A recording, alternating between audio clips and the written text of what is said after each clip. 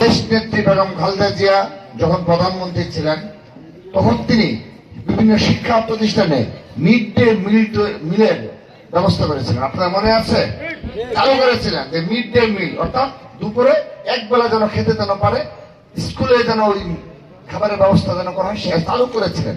পুরো বাংলাদেশ তিনি করতে পারেননি, বাট 50% অধিক শিক্ষা প্রতিষ্ঠানে চালু হয়ে গিয়েছিল। কিন্তু পরবর্তী বাস্তবতা থেকে বন্ধ হয়ে গেছে। তো আমাদের তার সুযোগ্য উত্তরসূরি জনাব তারেক রহমান আবার কমিটমেন্ট করেছেন, তিনি আবারও এই মিড ডে মিল ইনশাআল্লাহ চালু করবেন ইনশাআল্লাহ। অর্থাৎ যে লিডারের এই ধরনের ভীষণ রয়েছে তাকে তো অবশ্যই সাধারণ জনগণ ভোট দেবে, নাকি ভাই? সে কারণে এই বিষয়গুলো ইতিমধ্যে গ্রামগঞ্জে পৌঁছে গেছে যে তারেক রহমানের এবং বিএনপি কি করতে চায় সাধারণ জনগণের জন্য।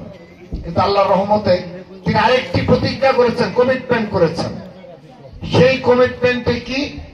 সেই কমিটমেন্ট হলো তার পিতা শহীদ রাষ্ট্রপতি জিয়াউর রহমান এবং তার মাতা দেশ নেত্রী বেগম খালেদা জিয়া যখন বাংলাদেশে নেতৃত্ব দিয়েছেন, তাদের আমলে ইসলাম বিরোধী একটি আইন সংবিধানে অন্তর্ভুক্ত হতে পারে না এবং তারা জীবদ্দশায় কখনো ইসলাম বিরোধী কোন প্রকার কর্মকাণ্ড বরদাস্ত করেন নাই।